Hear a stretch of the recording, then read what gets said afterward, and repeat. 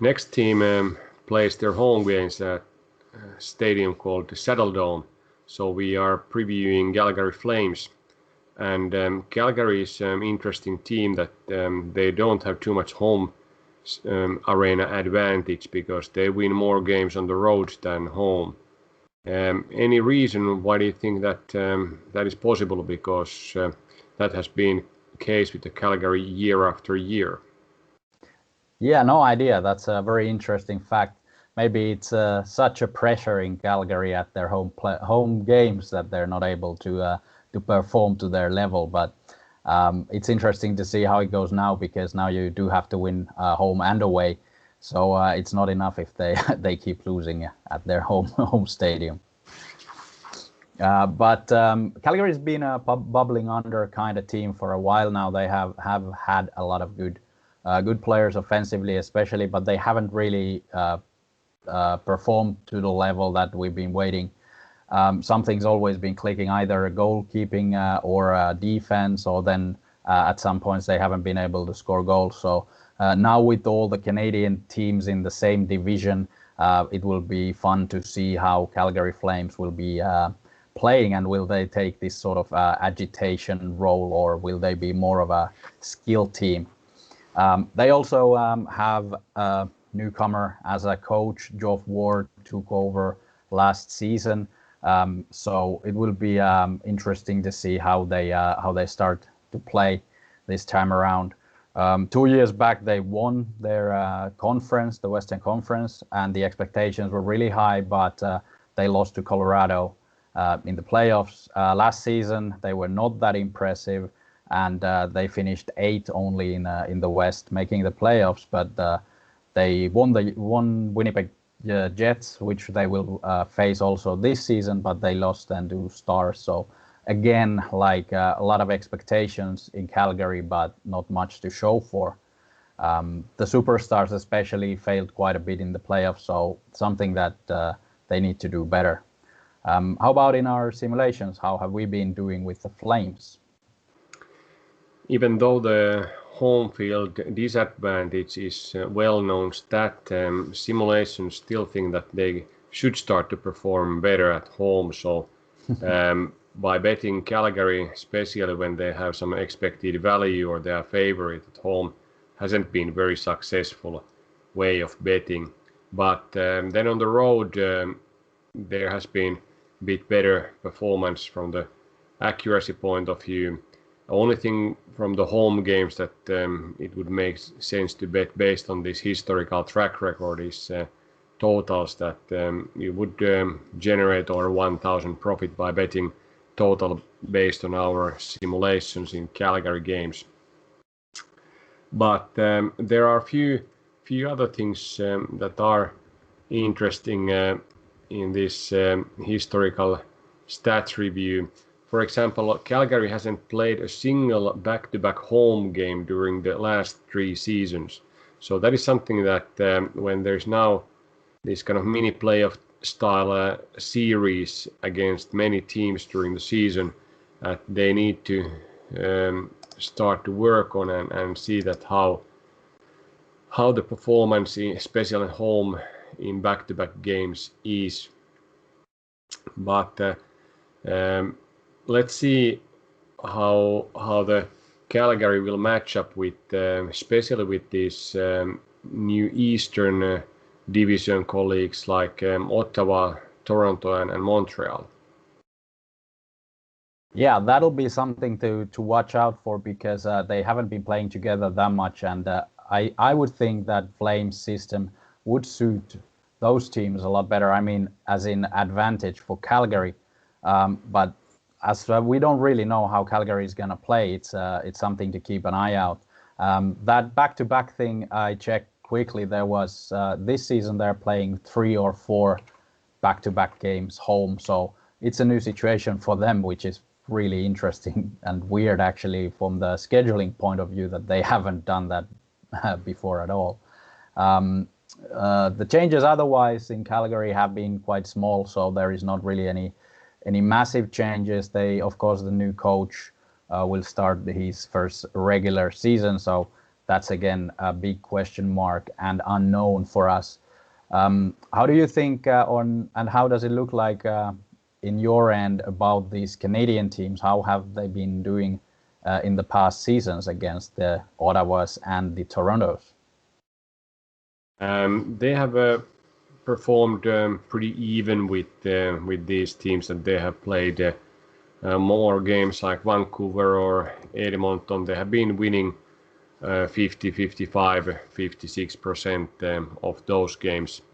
Then when we go to the eastern part of Canada, Ottawa has been a bit, let's say, lower level team during this time span, and Calgary has won 2 out of 3 games, and there have been pretty even matchups with Toronto.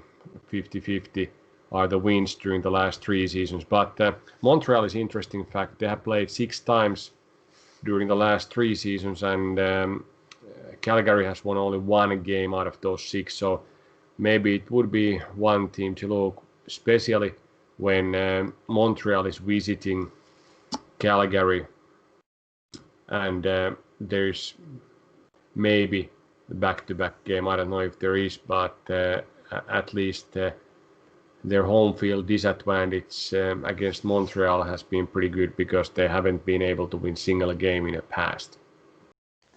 Yeah, actually, Calgary plays Montreal 3 times in a row, but none of them are back-to-back, so they have 1 day in between. So, but it's so close to back-to-back that I think that we should keep an eye out on that, and maybe they keep losing in their home.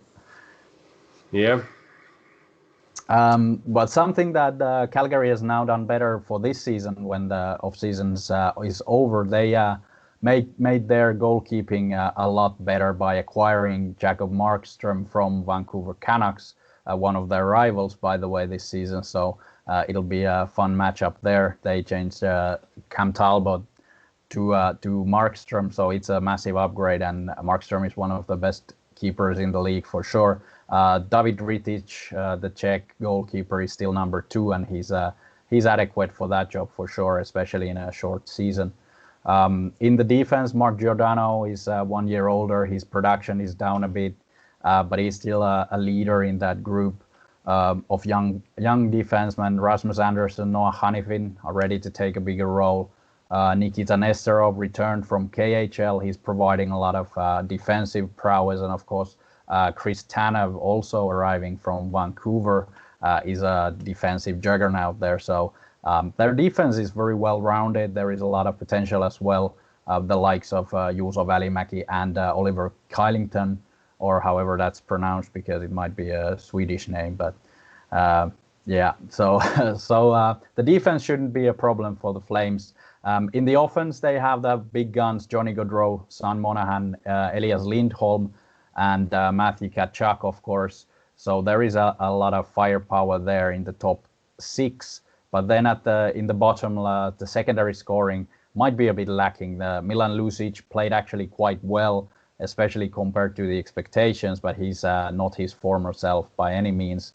Sam Bennett's been a big disappointment, and they probably have to take a little bit more defensive role anyway.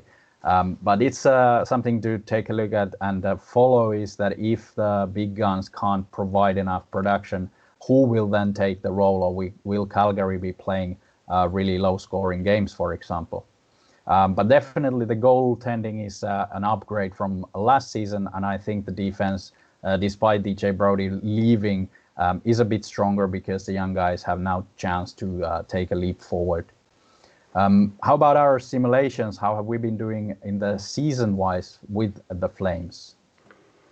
Like you mentioned earlier, Calgary is a bit a roller coaster team. So 3 years ago, we predicted them to be 10th, going a bit over 95 points. That was total line.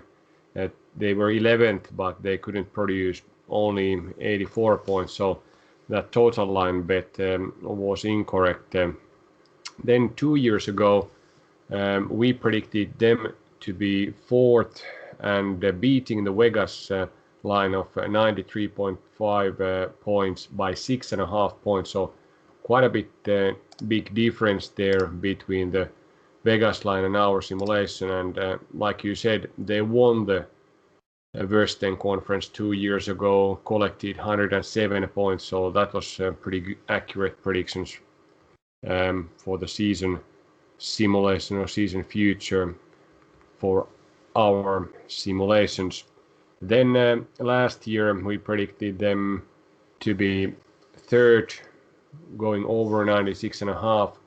The season was cut short, but it would be more like miracle if they would go over that point number, because they got only 79 points out of 70 games, so position was 8, and like mentioned, they didn't proceed too far in a playoffs.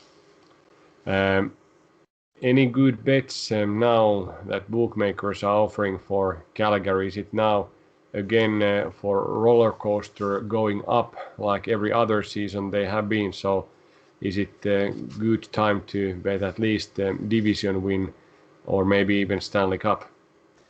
According to the simulations, the Flames should do a bit better than the odds makers are setting the odds to. But like we've been talking here, is that it's a roller coaster team. There is a lot of unpredictables in the season, so I would stay far away from these odds. But they do have 3,800 for Stanley Cup and 450 only for the division. Of course, the Canadian division might be again very close and very evenly matched, so 450 could be attractive odds for some, but I wouldn't I wouldn't go for it, because there are stronger teams in there, and probably those odds are pretty much in line what's going to happen. Of course, like I said, the simulations have Flames a little bit higher than the odds makers.